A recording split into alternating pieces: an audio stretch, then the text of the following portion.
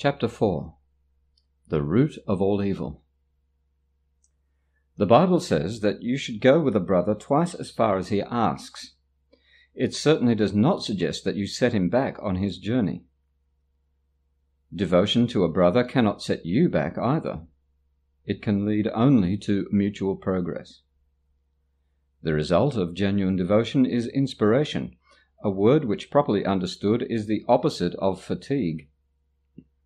To be fatigued is to be dispirited, but to be inspired is to be in the spirit. To be egocentric is to be dispirited, but to be self-centered in the right sense is to be inspired or in the soul.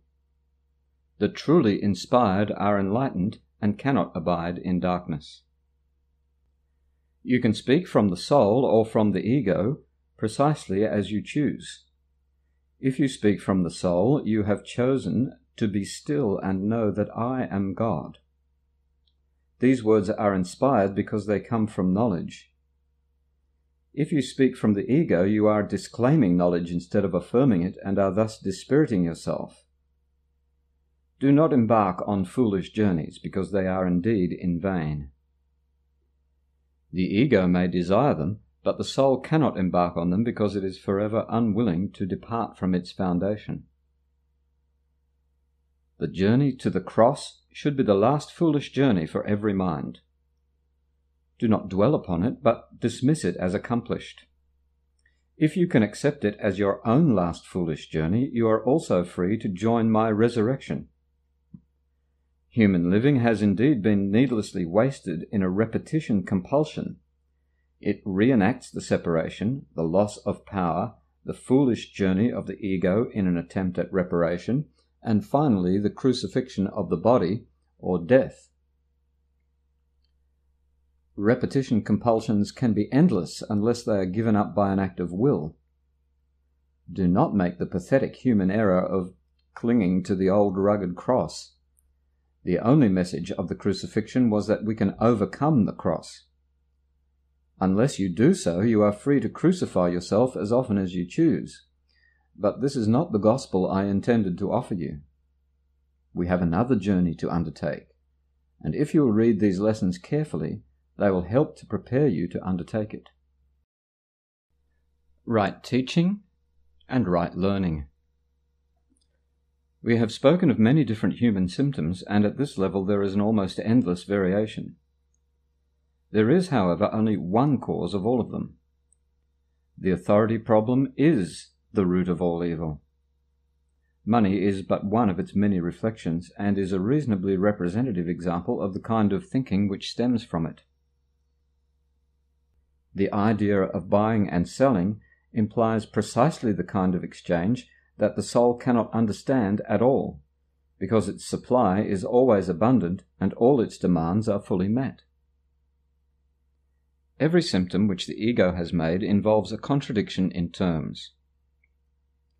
This is because the mind is split between the ego and the soul, so that whatever the ego makes is incomplete and contradictory. This untenable position is the result of the authority problem, which, because it accepts the one inconceivable thought as its premise, can only produce ideas which are inconceivable. The term profess is used quite frequently in the Bible. To profess is to identify with an idea and offer the idea to others to be their own. The idea does not lessen, it becomes stronger. A good teacher clarifies his own ideas and strengthens them by teaching them. Teacher and pupil are alike in the learning process. They are in the same order of learning, and unless they share their lessons, they will lack conviction. A good teacher must believe in the ideas which he professes, but he must meet another condition. He must also believe in the students to whom he offers his ideas. Many stand guard over their ideas because they want to protect their thought systems as they are, and learning means change. Change is always fearful to the separated ones because they cannot conceive of it as a change towards healing the separation. They always perceive it as a change towards further separation, because the separation was their first experience of change. You believe that if you allow no change to enter into your ego, your soul will find peace. This profound confusion is possible only if one maintains that the same thought system can stand on two foundations. Nothing can reach the soul from the ego, and nothing from the soul can strengthen the ego or reduce the conflict within it. The ego is a contradiction. Man's self and God's self are in opposition. They are opposed in creation, in will, and in outcome. They are fundamentally irreconcilable because the soul cannot perceive and the ego cannot know. They are therefore not in communication, and can never be in communication. Nevertheless, the ego can learn because its maker can be misguided, but cannot make the totally lifeless out of the life given. The soul need not be taught, but the ego must. The ultimate reason why learning is perceived as frightening is because learning does lead to the relinquishment, not destruction, of the ego to the light of the soul. This is the change the ego must fear because it does not share my charity. My lesson was like yours, and because I learned it, I can teach it. I never attack your egos, but I do try to teach you how their thought system arose. When I remind you of your true creation, your egos cannot but respond with fear. Teaching and learning are your greatest strengths now because you must change your mind and help others change theirs. It is pointless to refuse to tolerate change because you believe you can demonstrate that by doing so the separation has not occurred. The dreamer who doubts the reality of his dream while he is still dreaming is not really healing the level split. You have dreamed of a separated ego, and you have believed in a world which rests upon it. This is very real to you. You cannot undo this by doing nothing and not changing. If you are willing to renounce the role of guardian of your thought system and open it to me, I will correct it very gently and lead you home. Every good teacher hopes to give his students so much of his own thinking that they will one day no longer need him. This is the one real goal of the parent, teacher, and therapist. This goal will not be achieved by those who believe that they will lose their child or pupil or patient if they succeed. It is impossible to convince the ego of this because it goes against all of its own laws. But remember that laws are set up to protect the continuity of the system in which the lawmaker believes. It is natural enough for the ego to try to protect itself once you have made it, but it is not natural for you to want to obey its laws unless you believe in them. The ego cannot make this choice because of the nature of its origin. You can because of the nature of yours. Egos can clash in any situation, but souls cannot clash at all. If you perceive a teacher as merely a larger ego, you will be afraid, because to enlarge an ego is to increase separation anxiety. I will teach with you and live with you if you will think with me, but my goal will always to be absolve you finally from the need for a teacher. This is the opposite of the ego-oriented teacher's goal. He is concerned with the effect of his ego on other egos, and therefore interprets their interaction as a means of ego preservation. I would not be able to devote myself to teaching if I believed this, and you will not be a devoted teacher as long as you maintain it. I am constantly being perceived as a teacher either to be exalted or rejected, but I do not accept either perception for myself. Your worth is not established by your teaching or your learning.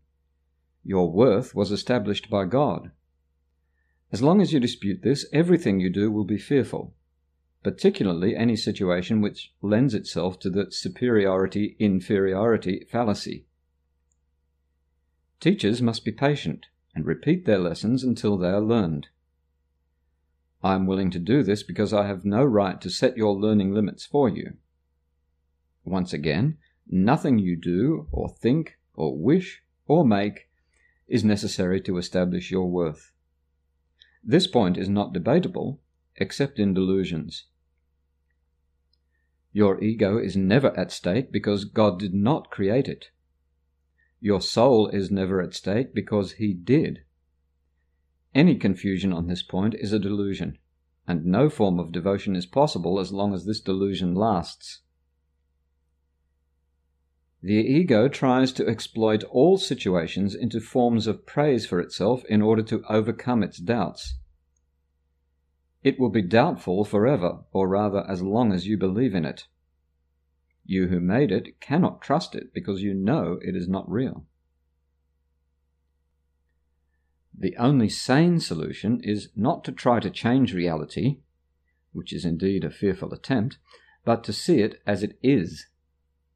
You are part of reality, which stands unchanged beyond the reach of your ego, but within easy reach of your soul. When you are afraid, be still, and know that God is real, and you are His beloved Son, in whom He is well pleased. Do not let your ego dispute this, because the ego cannot know what is as far beyond its reach as you are. God is not the author of fear. You are. You have chosen, therefore, to create unlike Him, and you have made fear for yourselves. You are not at peace because you are not fulfilling your function. God gave you a very lofty responsibility which you are not meeting. You know this, and you are afraid. In fact, your egos have chosen to be afraid instead of meeting it. When you awaken, you will not be able to understand this because it is literally incredible. Do not believe the incredible now. Any attempt to increase its believableness is merely to postpone the inevitable. The word inevitable is fearful to the ego but joyous to the soul. God is inevitable, and you cannot avoid Him any more than He can avoid you. The ego is afraid of the soul's joy because once you have experienced it, you will withdraw all protection from the ego and become totally without the investment in fear. Your investment is great now because fear is a witness to the separation, and your ego rejoices when you witness to it. Leave it behind. Do not listen to it, and do not preserve it. Listen only to God, who is as incapable of deception as are the souls He created. Release yourselves and release others. Do not present a false and unworthy picture of yourself to others, and do not accept such a picture of them yourselves. The ego has built a shabby and unsheltering home for you because it cannot build otherwise. Do not try to make this impoverished house stand. Its weakness is your strength. Only God could make a home that is worthy of His creations, who have chosen to leave it empty by their own dispossession. Yet His home will stand forever, and is ready for you when you choose to enter it. Of this you can be wholly certain. God is as incapable of creating the perishable as the ego is of making the eternal. Of your egos you can do nothing to save yourselves or others, but of your souls you can do everything for the salvation of both. Humility is a lesson for the ego, not for the soul. The soul is beyond humility because it recognizes its radiance and gladly sheds its light everywhere. The meek shall inherit the earth because their egos are humble, and this gives them better perception. The kingdom of heaven is the right of the soul, whose beauty and dignity are far beyond doubt, beyond perception, and stand forever as the mark of the love of God for His creations, who are wholly worthy of Him and only of Him. Nothing else is sufficiently worthy to be a gift for a creation of God Himself. I will substitute for your ego if you wish, but never for your soul. A father can safely leave a child with an elder brother who has shown himself responsible, but this involves no confusion about the child's origin. The brother can protect the child's body and his ego, which are very closely related, but he does not confuse himself with the father because he does this, although the child may. I can be entrusted with your body and your ego simply because this enables you not to be concerned with them and lets me teach you their unimportance. I could not understand their importance to you if I had not once been tempted to believe in them myself. Let us undertake to learn this lesson together, so we can be free of them together. I need devoted teachers who share my aim of healing the mind. The soul is far beyond the need of your protection or mine.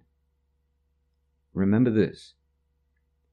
In this world you need not have tribulation because I have overcome the world. That is why you should be of good cheer.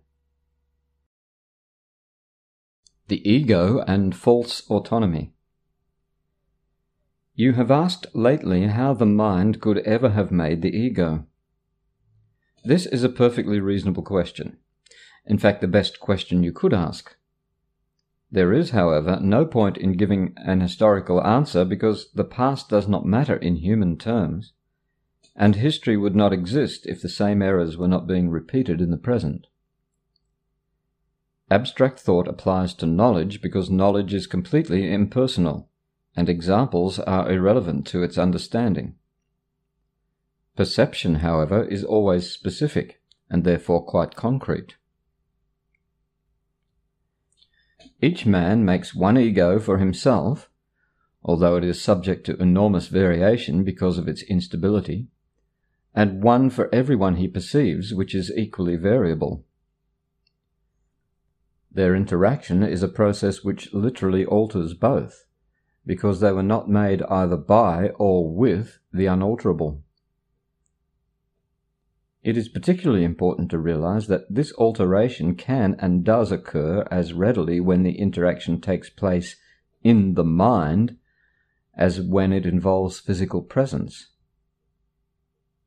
Thinking about another ego is as effective in changing relative perception as is physical interaction. There could be no better example of the fact that the ego is an idea, though not a reality-based thought. Your own present state is a good example of how the mind made the ego. You do have knowledge at times, but when you throw it away, it is as if you never had it. This willfulness is so apparent that one need only perceive it to see that it does happen. If it can occur that way in the present, why is it surprising that it occurred that way in the past? Psychology rests on the principle of the continuity of behavior.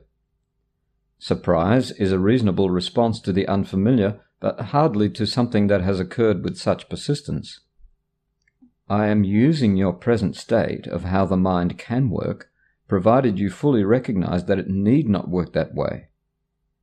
Why are you surprised that something happened in the dim past when it is so clearly happening right now? You forget the love that animals have for their own offspring and the need they feel to protect them. This is because they regard them as part of themselves. No one disowns something he regards as a very real part of himself. Man reacts to his ego as much as God does to his souls, with love, protection, and great charity. The reaction of man to the self he made is not at all surprising. In fact, it duplicates in many ways how he will one day react to his real creations, which are as timeless as he is. The question is not how man responds to his ego, but what he believes he is. Belief is an ego function, and as long as your origin is open to belief at all, you are regarding it from an ego viewpoint. When teaching is no longer necessary, you will merely know God.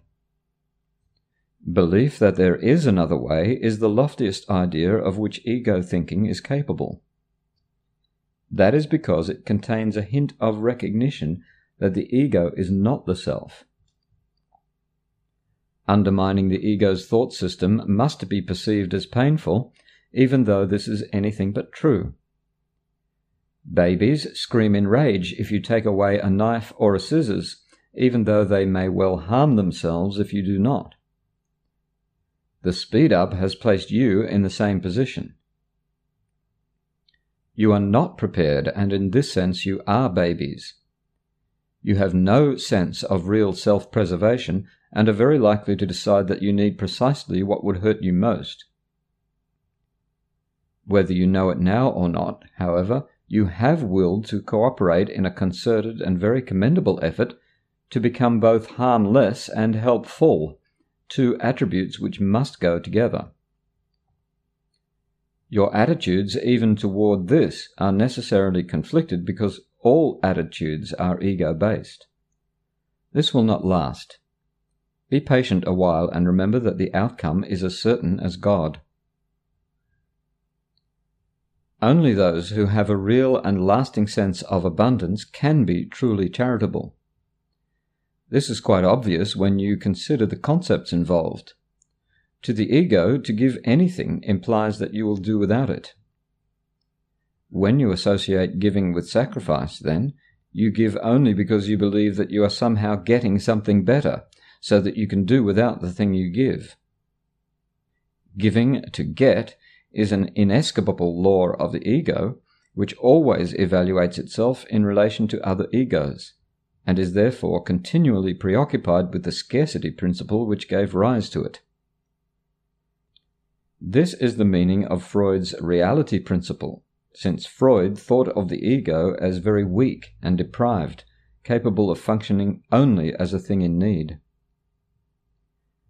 The reality principle of the ego is not real at all. The ego is forced to perceive the reality of other egos because it cannot establish the reality of itself. In fact, its whole perception of other egos as real is only an attempt to convince itself that it is real. Self-esteem, in ego terms, means nothing more than that the ego has deluded itself into accepting its reality and is therefore temporarily less predatory. This self-esteem is always vulnerable to stress, a term which actually refers to a condition in which the delusion of the ego's reality is threatened. This produces either ego deflation or ego inflation, resulting in either withdrawal or attack. The ego literally lives by comparisons. This means that equality is beyond its grasp, and charity becomes impossible. The ego never gives out of abundance because it was made as a substitute for it. That is why the concept of getting arose in the ego's thought system. All appetites are getting mechanisms, representing the ego's need to confirm itself. This is as true of bodily appetites as it is of the so-called higher ego needs. Bodily appetites are not physical in origin. The ego regards the body as its home and does try to satisfy itself through the body, but the idea that this is possible is a decision of the ego which is completely confused about what is really possible. This accounts for its erratic nature. The ego believes it is completely on its own, which is merely another way of describing how it originated.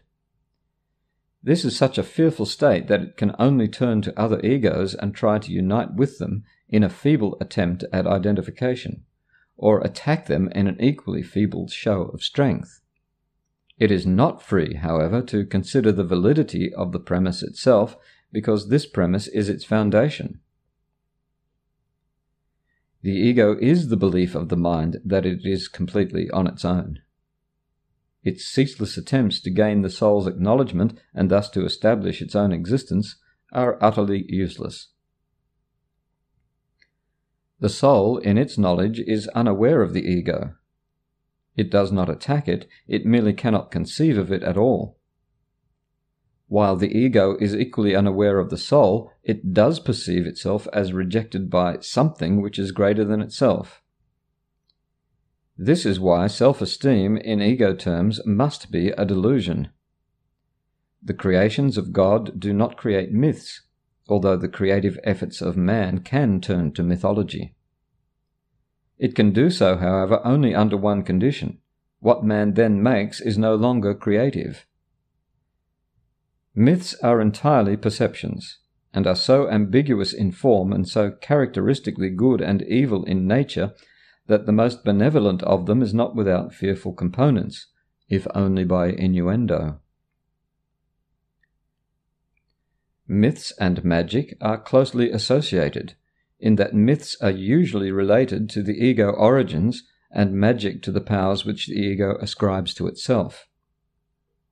Every mythological system includes some account of the creation and associates this with its particular perception of magic. The battle for survival is nothing more than the ego's struggle to preserve itself and its interpretation of its own beginning. This beginning is always associated with physical birth, because no one maintains that the ego existed before that point in time. The religiously ego-oriented believe that the soul existed before and will continue to exist afterwards, after a temporary lapse in ego life. Some actually believe that the soul will be punished for this lapse, even though in reality it could not possibly know anything about it. The term salvation does not apply to the soul, which is not in danger and does not need to be salvaged. Salvation is nothing more than right-mindedness, which is not the one-mindedness of the soul, but which must be accomplished before the one-mindedness can be restored.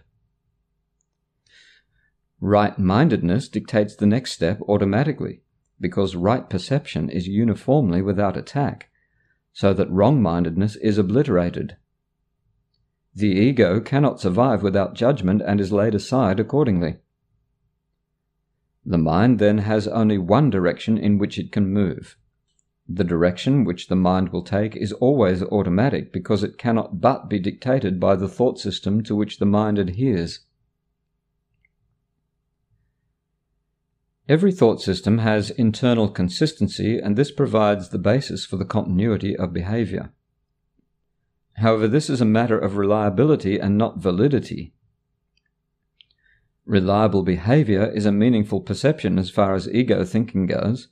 However, valid behavior is an expression which is inherently contradictory, because validity is an end and behavior is a means. These cannot be combined logically because when an end has been attained, the means for its attainment are no longer meaningful. A hypothesis is either false or true, to be accepted or rejected accordingly. If it is shown to be true, it becomes a fact, after which no one attempts to evaluate it unless its status as fact is questioned.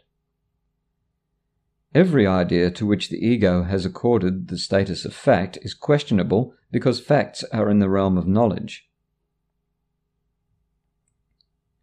Confusing realms of discourse is a thinking error which philosophers have recognized for centuries. Psychologists are generally quite deficient in this respect, as are many theologians. Data from one realm of discourse do not mean anything in another because they can be understood only within the thought system of which they are a part. That is why psychologists are concentrating increasingly on the ego in an attempt to unify their clearly unrelated data. It need hardly be said that an attempt to relate the unrelated cannot succeed. The more recent ecological emphases are but another ingenious way of trying to impose order on chaos. We have already credited the ego with considerable ingenuity, though not with creativeness. It should, however, be remembered that inventiveness is really wasted effort, even in its most ingenious forms. We do not have to explain anything. That is why we need not trouble ourselves with inventiveness. The highly specific nature of invention is not worthy of the abstract creativity of God's creations. Love without conflict. You have never understood what "the kingdom of heaven is within you" means. The reason you've not understood it is because it is not understandable to the ego, which interprets it as if something outside is inside, and this does not mean anything. The word "within" is unnecessary. The kingdom of heaven is you. What else but you did the Creator create, and what else but you is his kingdom? This is the whole message of the atonement, a message which in its totality transcends the sum of its parts. Christmas is not a time, it is a state of mind. The Christ mind wills from the soul, not from the ego, and the Christ mind is yours. You too have a kingdom which your soul created. It has not ceased to create because your ego has set you on the road of perception. Your soul's creations are no more fatherless than you are. Your ego and your soul will never be co-creators, but your soul and your Creator will always be. Be confident that your creations are as safe as you are. The kingdom is perfectly united and perfectly protected, and the ego will not prevail against it. Amen. That was written in that form because it is a good thing to use as a kind of a prayer in moments of temptation. It is a declaration of independence. You will find it very helpful if you understand it fully. In its characteristically upside-down way, the ego has taken the impulses from the superconscious and perceives them as if they arise in the unconscious. The ego judges what is to be accepted, and the impulses from the superconscious are unacceptable to it because they clearly point to the non-existence of the ego itself. The ego therefore experiences threat, and not only senses but also reinterprets the data. However, as Freud correctly pointed out, what you have repressed can retain a very active life beyond your awareness. Repression thus operates to conceal not only the baser impulses, but also the most lofty ones from awareness, because both are threatening to the ego, and being concerned primarily with its own preservation in the face of threat, the ego perceives them as the same. The threat value of the lofty is actually much greater to the ego because the pull of God himself can hardly be equated with the pull of human appetites. By perceiving them as the same, the ego attempts to save itself from being swept away, as it would surely be in the presence of knowledge. The upper level of the unconscious thus contains the call of God as well as the call of the body. That is why the basic conflict between love and fear is unconscious. The ego cannot tolerate either and represses both by resorting to inhibition. Society depends on inhibiting the latter, but salvation depends on disinhibiting the former. The reason you need my help is because you have repressed your own guide and therefore need guidance. My role is to separate the true from the false in your unconscious so that it can break through the barriers the ego has set up and shine into your minds. Against our united strength, the ego cannot prevail. It should be apparent to you by now why the ego regards the soul as its enemy. The ego arose from the separation, and its continued existence depends on your continuing belief in the separation. Having reduced the soul impulses to the unconscious, the ego has to offer you some sort of reward for maintaining this belief. All it can offer is a sense of temporary existence which begins with its own beginning and ends with its own ending. It tells you this life is your existence because it is its own. Against this sense of temporary existence, the soul offers you the knowledge of permanence and unshakable being. No one who has experienced the revelation of this can ever fully believe in the ego again. How can its meager offering to you prevail against the glorious gift of God? You who identify with your egos cannot believe that God loves you. You do not love what you have made, and what you have made does not love you. Being made out of the denial of the Father, the ego has no allegiance to its own maker. You cannot conceive of the real relationship which exists between God and his souls because of the hatred you have for the self you have made. You project onto your own idea of yourself the will to separate, which conflicts with the love you feel for what you made because you made it.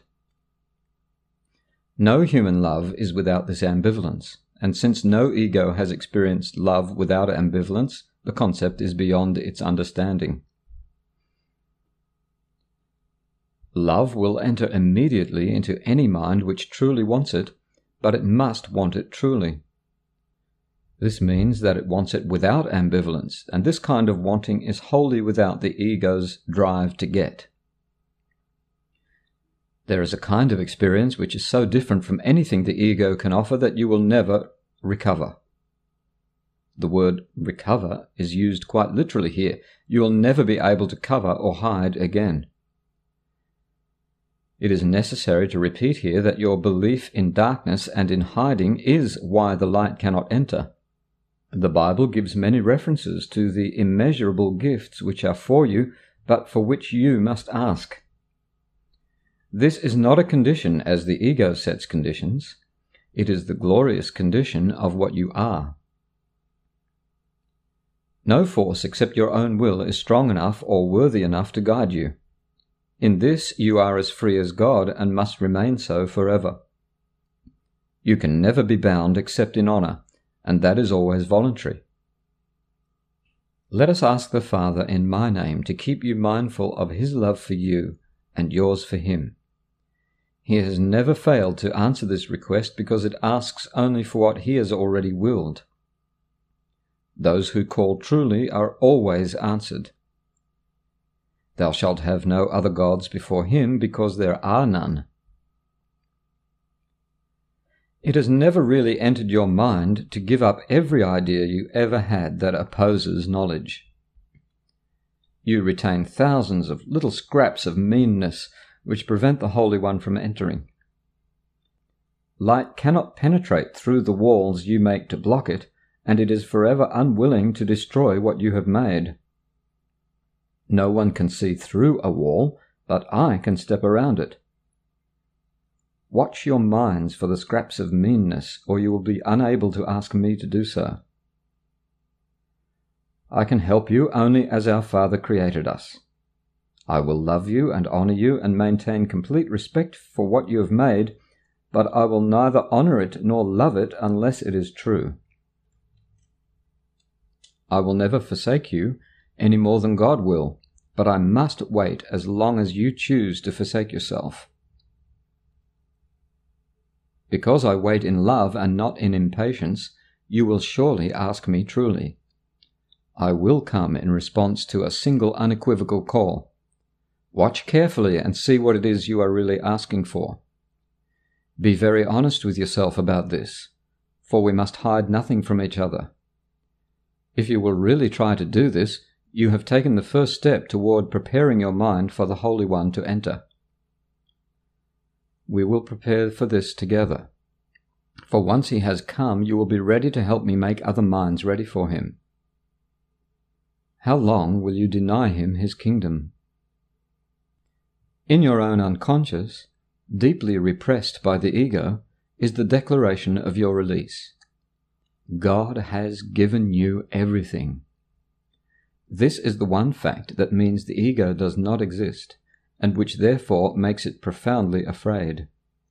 In the ego's language, remember, to have and to be are different, but they are identical to the soul.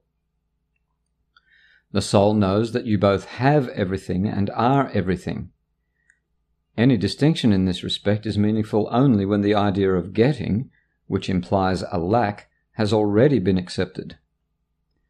That is why we made no distinction before between having the kingdom of God and being the kingdom of God. The calm being of God's kingdom, which in your sane mind is perfectly conscious, is ruthlessly banished from the part of the mind which the ego rules. The ego is desperate because it opposes literally invincible odds, whether you are asleep or awake. Consider how much vigilance you have been willing to exert to protect your ego, and how little you've been willing to expend to protect your higher mind. Who but the insane would undertake to believe what is not true, and then protect this belief at the cost of truth? The escape from fear. If you cannot hear the voice of God, it is because you do not choose to listen. The fact that you do listen to the voice of your ego is demonstrated by your attitudes, your feelings, and your behavior. Your attitudes are obviously conflicted, your feelings have a narrow range on the negative side but are never purely joyous, and your behavior is either strained or unpredictable. Yet this is what you want. This is what you are fighting to keep and what you are vigilant to save. Your minds are filled with schemes to save the face of your egos, and you do not seek the face of God. The glass in which the ego seeks to see its face is dark indeed. How can it maintain the trick of its existence except with mirrors? But where you look to find yourself is up to you. We have said that you cannot change your mind by changing your behavior, but we have also said, and many times before, that you can change your mind. When your mood tells you that you have chosen wrongly, and this is so whenever you are not joyous, then no, this need not be. In every case, you have thought wrongly about some soul that God created, and are perceiving images your ego makes in a darkened glass. Think honestly what you have thought that God would not have thought, and what you have not thought that God would have you think. Search sincerely for what you have done and left undone accordingly, and then change your minds to think with God's. This may seem hard to you, but it is much easier than trying to think against it. Your mind is one with God's. Denying this and thinking otherwise has held your ego together, but has literally split your mind. As a loving brother, I am deeply concerned with your mind, and urge you to follow my example as you look at yourselves and at each other, and see in both the glorious creations of a glorious Father. When you are sad, know that this need not be. Depression always arises ultimately from a sense of being deprived of something you want and do not have. Know you are deprived of nothing except by your own decisions, and then decide otherwise. When you are anxious, know that all anxiety comes from the capriciousness of the ego and need not be. You can be as vigilant against the ego's dictates as for them. When you feel guilty, know that the ego has indeed violated the laws of God, but you have not. Leave the sins of the ego to me. That is what atonement is for. But until you change your mind about those your ego has hurt, the atonement cannot release you. As long as you feel guilty, your ego is in command, because only the ego can experience guilt. This need not be. Watch your mind for the temptations of the ego, and do not be deceived by it. Know it offers you nothing. When you have given up this voluntary dispiriting, you will see how your mind can focus and rise above fatigue and heal. Yet you are not sufficiently vigilant against the demands of the ego to disengage yourself. This need not be. The habit of engaging with God and His creations is easily made if you actively refuse to let your minds slip away. The problem is not one of concentration. It is the belief that no one, including yourself, is worth consistent effort. Side with me consistently against this deception, and do not permit this shabby belief to pull you back. The disheartened are useless to themselves and to me, but only the ego can be disheartened. Have you really considered how many opportunities you have to gladden yourselves, and how many of them you have refused? There is no limit to the power of a Son of God, but he himself can limit the expression of his power as much as he chooses. Your mind and mine can unite in shining your ego away and releasing the strength of God into everything you think and will and do. Do not settle for anything less than this, and refuse to accept anything but this as your goal. Watch your minds carefully for any beliefs that hinder its accomplishment and step away from them. Judge how well you have done this by your own feelings, for this is the one right use of judgment. Judgment, like any other defense, can be used to attack or protect, to hurt or to heal. The ego should be brought to your judgment and found wanting there. Without your own allegiance, protection, and love, it cannot exist. Judge your ego truly, and you must withdraw allegiance, protection, and love from it. You are mirrors of truth in which God himself shines in perfect light. To the ego's dark glass you need but say, "I will not look there because I know these images are not true." Then let the Holy One shine on you in peace, knowing that this and only this must be. His mind shone on you in your creation and brought your mind into being. His mind still shines on you and must shine through you. Your ego cannot prevent him from shining on you, but it can prevent you from letting him shine through you. The first coming of Christ is just another name for the creation, for Christ is the Son of God. The second coming of Christ means nothing more than the end of the ego's rule over part of the minds of men and the healing of the mind. I was created like you in the first, and I have called you to join with me in the second. If you will think over your lives, you will see how carefully the preparations were made. I am in charge of the second coming, and my judgment, which is used only for protection, cannot be wrong because it never attacks. Yours is so distorted that you believe I was mistaken in choosing you. I assure you, this is a mistake of your ego's. Do not mistake it for humility. Your egos are trying to convince you that they are real, and I am not, because if I am real, I am no more real than you are. That knowledge, and I assure you that it is knowledge, means that Christ must come into your minds and heal them.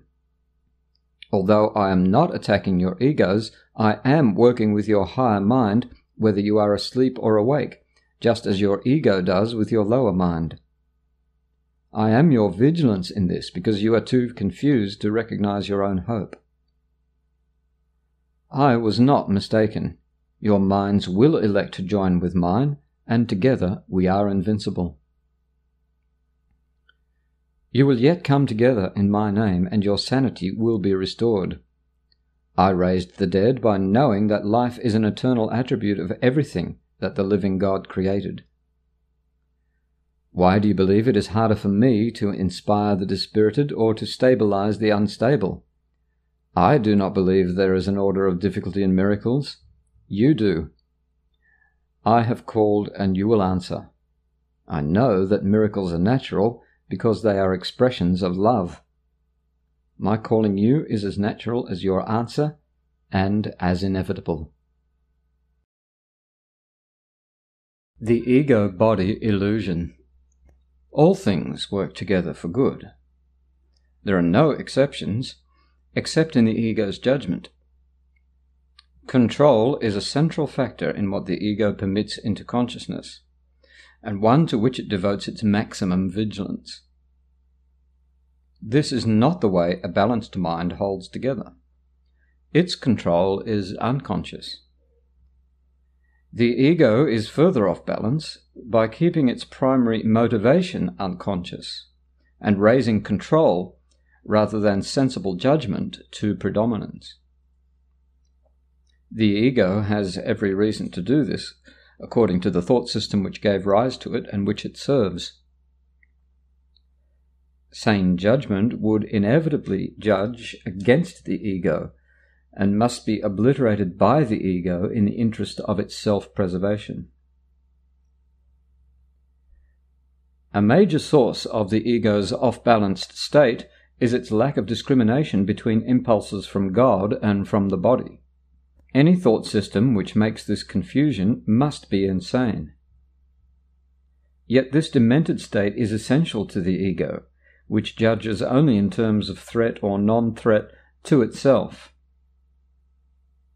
In one sense, the ego's fear of the idea of God is at least logical, since this idea does dispel the ego.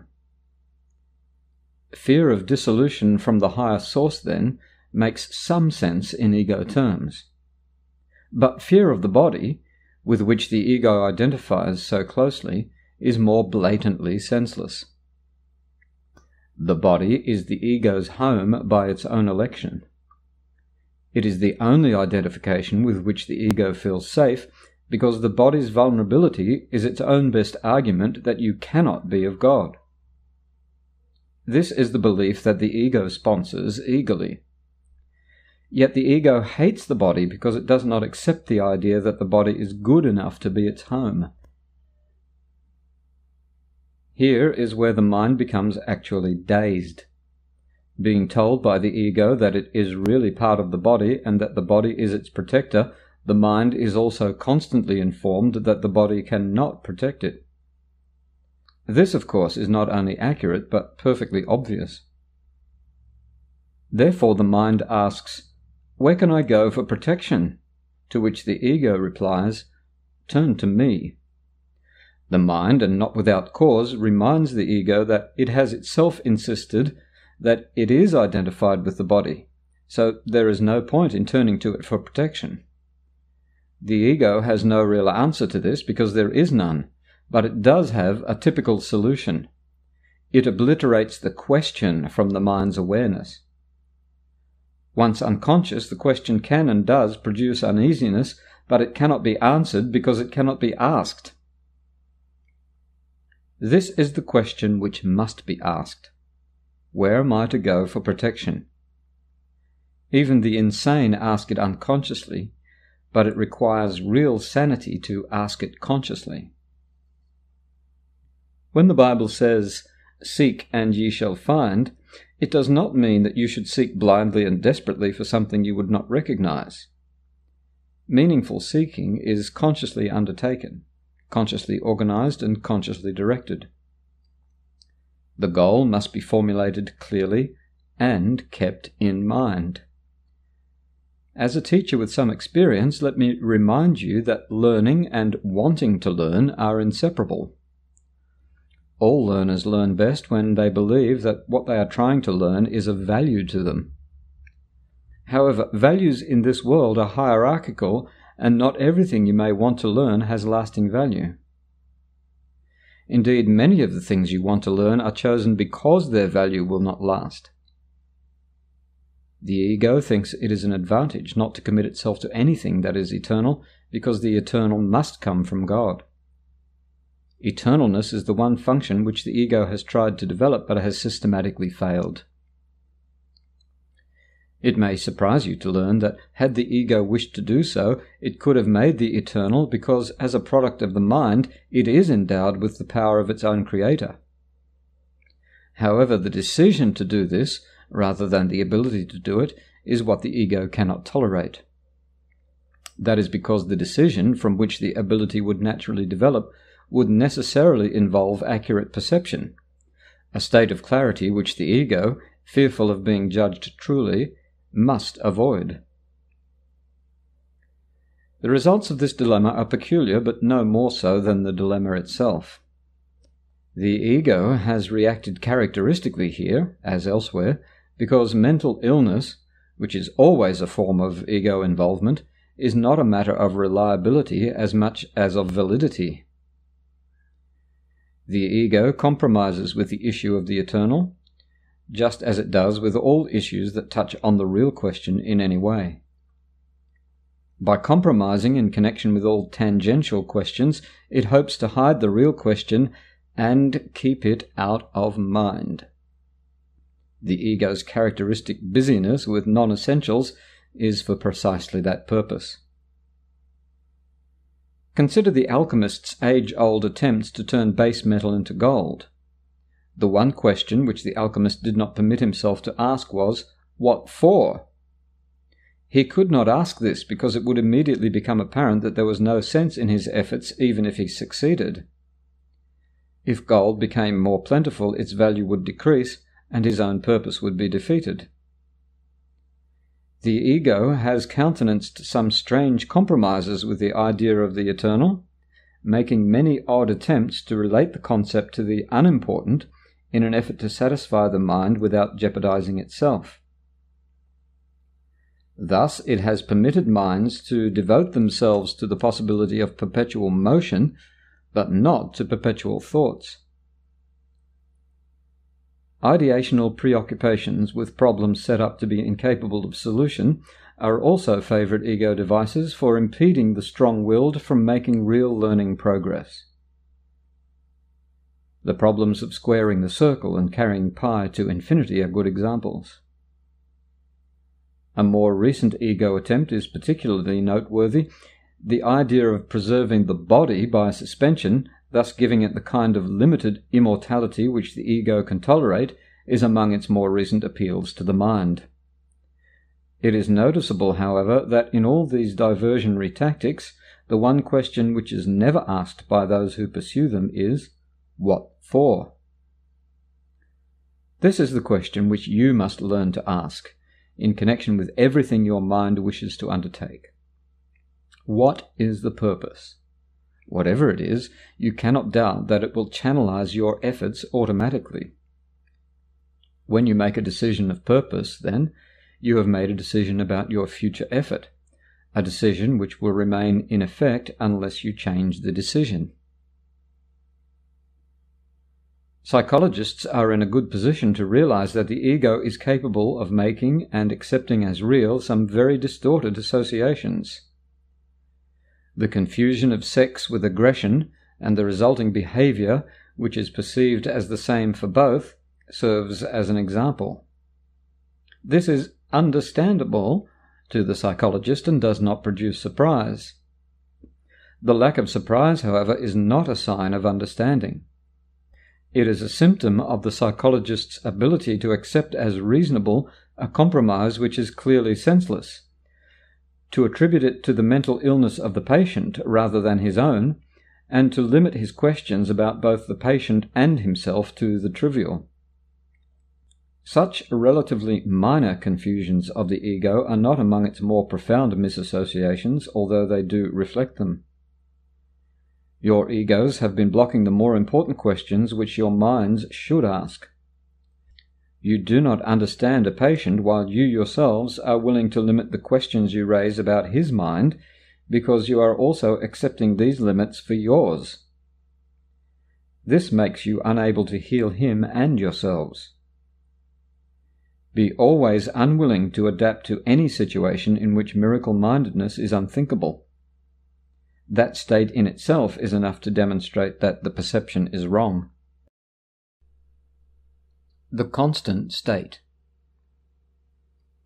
It cannot be emphasized too often that correcting perception is merely a temporary expedient. It is necessary to do so only because misperception is a block to knowledge, while accurate perception is a stepping stone towards it.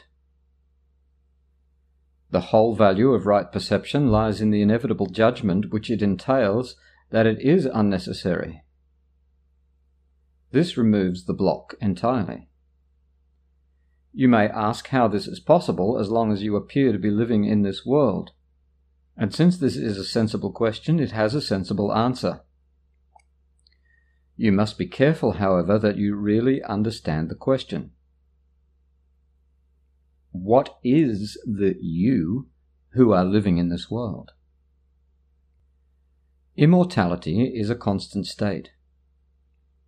It is as true now as it ever was or ever will be, because it implies no change at all. It is not a continuum, nor is it understood by being compared to an opposite. Knowledge never involves comparisons. That is its essential difference from everything else the mind can grasp. A little knowledge is not dangerous except to the ego.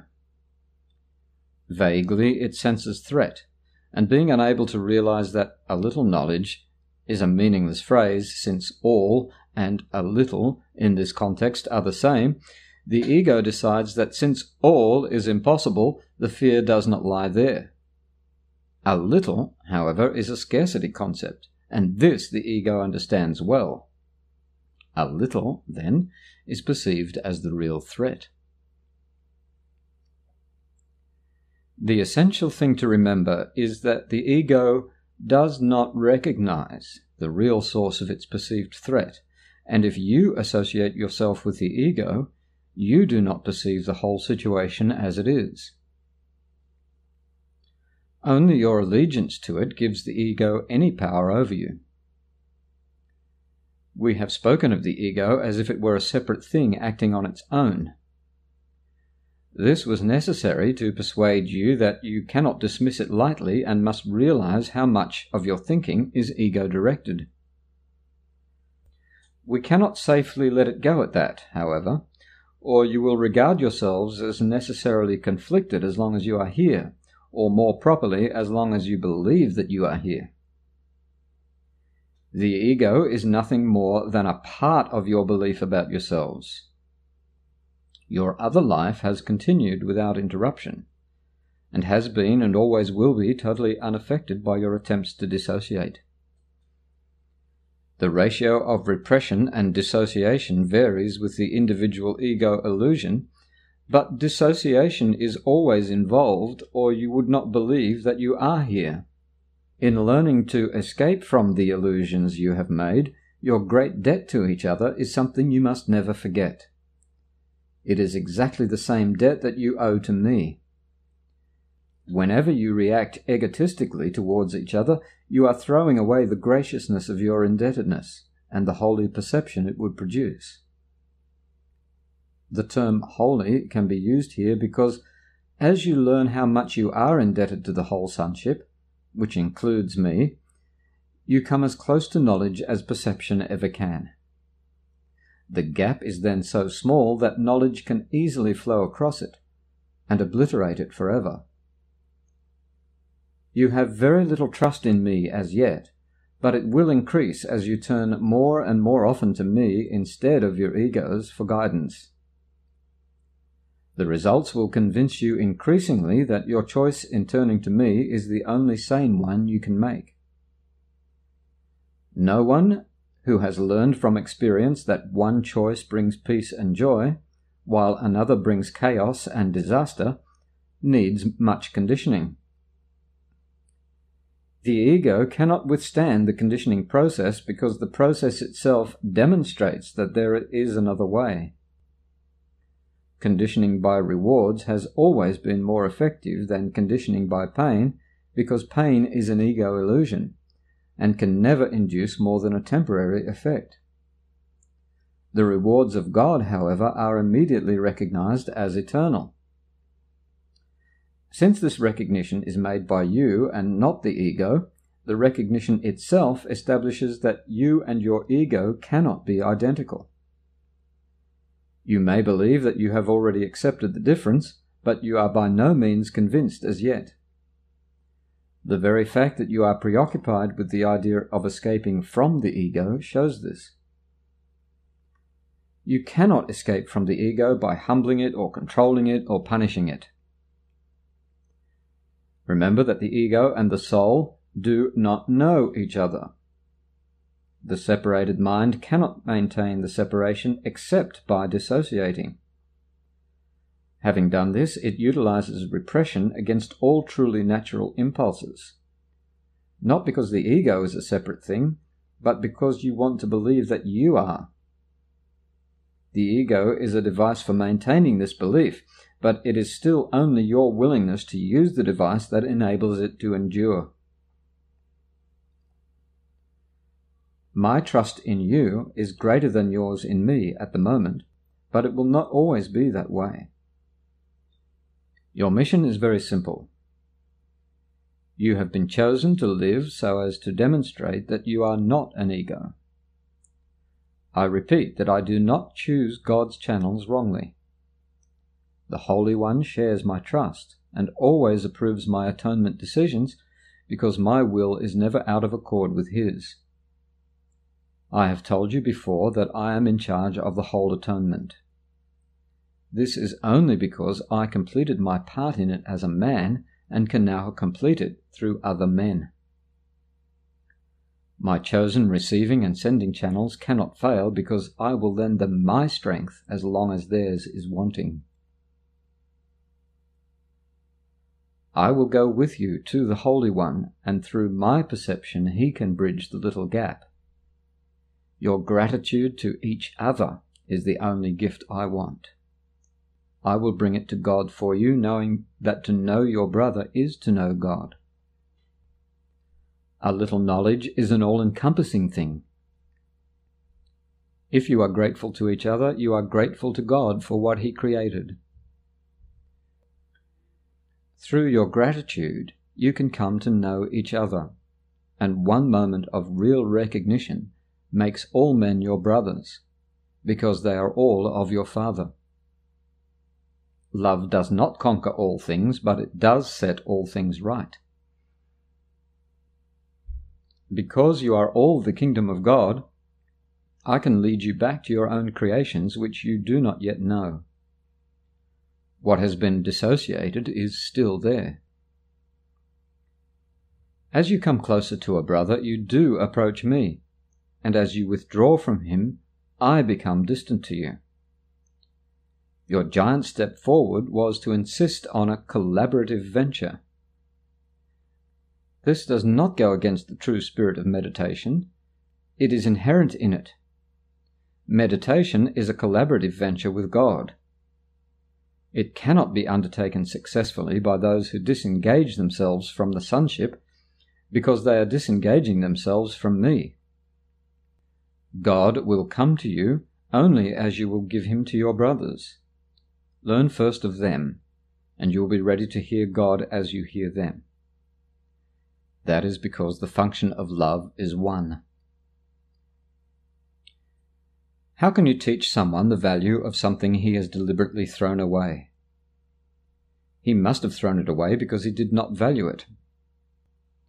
You can only show him how miserable he is without it, and bring it near very slowly so he can learn how his misery lessens as he approaches it.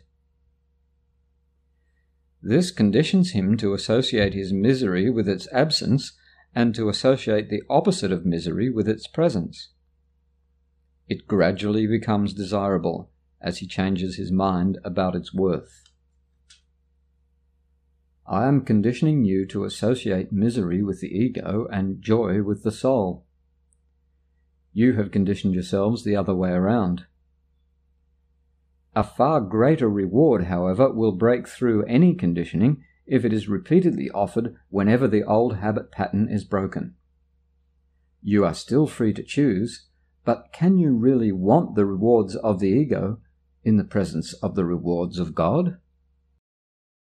Creation and communication. It should be clear by now that while the content of any particular ego illusion does not matter, it is usually more helpful to correct it in a specific context. Ego illusions are quite specific, although they frequently change, and although the mind is naturally abstract. The mind nevertheless becomes concrete voluntarily as soon as it splits. However, only part of it splits, so only part of it is concrete. The concrete part is the same part that believes in the ego because the ego depends on the specific. It is the part that believes your existence means you are separate. Everything the ego perceives is a separate whole, without the relationships that imply being. The ego is thus against communication, except insofar as it is utilized to establish separateness rather than to abolish it. The communication system of the ego is based on its own thought system, as is everything else it dictates. Its communication is controlled by its need to protect itself, and it will disrupt communication when it experiences threat. While this is always so, individual egos perceive different kinds of threat, which are quite specific in their own judgment. For example, although all forms of perceived demands may be classified or judged by the ego as coercive communication which must be disrupted, the response of breaking communication will nevertheless be to a specific person or persons. The specificity of the ego's thinking, then, results in a spurious kind of generalization which is really not abstract at all. It will respond in certain specific ways to all stimuli which it perceives as related.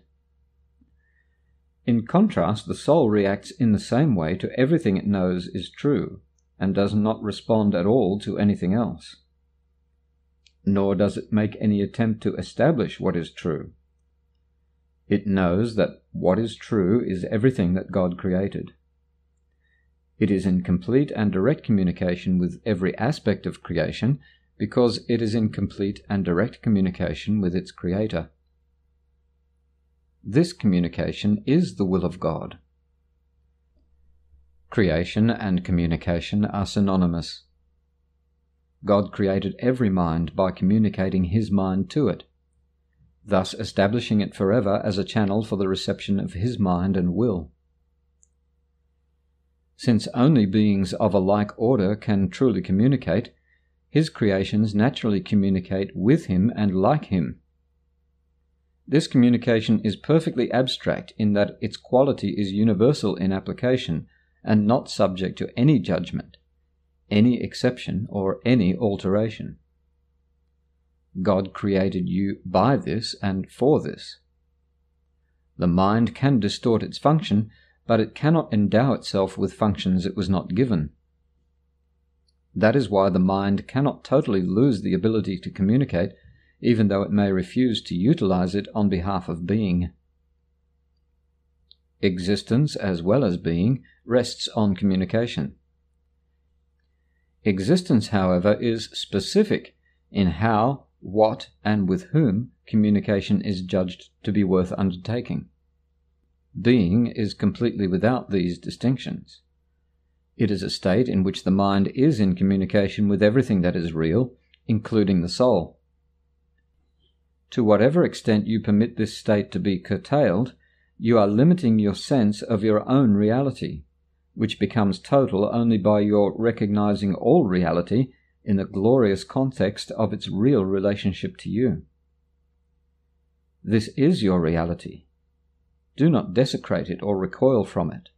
It is your real home, your real temple, and your real self. God, who encompasses all being, nevertheless created beings who have everything individually, but who want to share it to increase their joy. Nothing that is real can be increased except by sharing. That is why God Himself created you. Divine abstraction takes joy in application, and this is what creation means. How, what, and to whom are irrelevant, because real creation gives everything, since it can create only like itself. Remember that in being there is no difference between having and being as there is in existence. In the state of being, the mind gives everything always. The Bible repeatedly states that you should praise God. This hardly means that you should tell Him how wonderful He is. He has no ego with which to accept such thanks, and no perception with which to judge such offerings. But unless you take your part in the creation, His joy is not complete, because yours is incomplete. And this He does know. He knows it in His own being, and its experience of His Son's experience. The constant going out of His love is blocked when His channels are closed, and He is lonely when the minds He created do not communicate fully with Him. God has kept your kingdom for you, but he cannot share his joy with you until you know it with your whole mind. Even revelation is not enough, because it is communication from God. It is not enough until it is shared. God does not need revelation returned to him, which would clearly be impossible, but he does want revelation brought to others. This cannot be done with the actual revelation, because its content cannot be expressed, and it is intensely personal to the mind which receives it. It can, however, still be returned by that mind through its attitudes to other minds which the knowledge from the revelation brings. God is praised whenever any mind learns to be wholly helpful. This is impossible without being wholly harmless, because the two beliefs coexist. The truly helpful are invulnerable because they are not protecting their egos, so that nothing can hurt them. Their helpfulness is their praise of God, and he will return their praise of him because they are like him, and they can rejoice together. God goes out to them and through them, and there is great joy throughout the kingdom. Every mind that is changed adds to this joy with its own individual willingness to share in it. The truly helpful are God's miracle workers, whom I direct until we are all united in the joy of the kingdom. I will direct you to wherever you can be truly helpful, and to whoever can follow my guidance through you. True rehabilitation. Every mind which is split needs rehabilitation. The medical orientation to rehabilitation emphasizes the body, while the vocational orientation stresses the ego. The team approach generally leads to more confusion than to anything else, because it is too often misused as a way of exerting the ego's domination over other egos, rather than as a real experiment in the cooperation of minds. Rehabilitation as a movement is an improvement over the over-neglect of those in need of help, but it is often little more than a painful attempt on the part of the halt to lead the blind. The ego is likely to fear broken bodies because it cannot tolerate them. The ego cannot tolerate ego weakness either, without ambivalence, because it is afraid of its own weakness as well as the weakness of its chosen home. When it is threatened, the ego blocks your natural impulse to help, placing you under the strain of divided will. You may then be tempted to withdraw, to allow your ego to recover, and to gain enough strength to be helpful again on a basis limited enough not to threaten your ego, but too limited to give you joy. Those with broken bodies are often looked down on by the ego because of its belief that nothing but a perfect body is worthy as its own temple. A mind that recoils from a hurt body is in great need of rehabilitation itself. All symptoms of hurt need true helpfulness, and whenever they are met with this, the mind that so meets them heals itself. Rehabilitation is an attitude of praising God as he himself knows praise. He offers praise to you, and you must offer it to others. The chief handicaps of the clinicians lie in their attitudes to those whom their egos perceive as weakened and damaged. By these evaluations they have weakened and damaged their own helpfulness, and have thus set their own rehabilitation back. Rehabilitation is not concerned either with the ego's fight for control or its need to avoid and withdraw. You can do much on behalf of your own rehabilitation and that of others if in a situation calling for healing you think of it this way: I am here only to be truly helpful. I am here to represent Christ who sent me. I do not have to worry about what to say or what to do because he who sent me will direct me. I am content to be wherever he wishes, knowing he goes there with me. I will be healed as I let him teach me to heal.